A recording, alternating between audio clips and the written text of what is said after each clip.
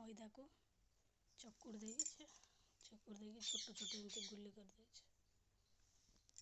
एठी नड़िया को चीनी देगी पूर कर गोलमरीच को अलैच गुंड कर पकई बास्ना पाई छोट छोट गुली के अटारे हो मैदा हो तेल लगे हेबनी अटा मैदा देगी ताको हमें बेली दबा।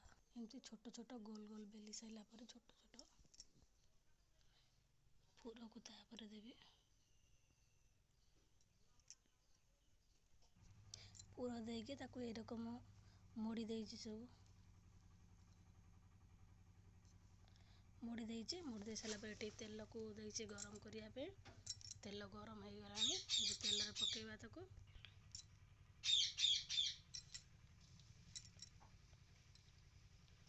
सब गुड़ा को तेल रे पके देबा।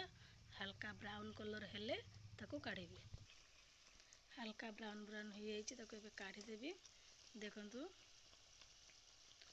आम एपटरे को करंजी कहती आपणकर कौन सब कहती आप कमेंट रे जणाइबे।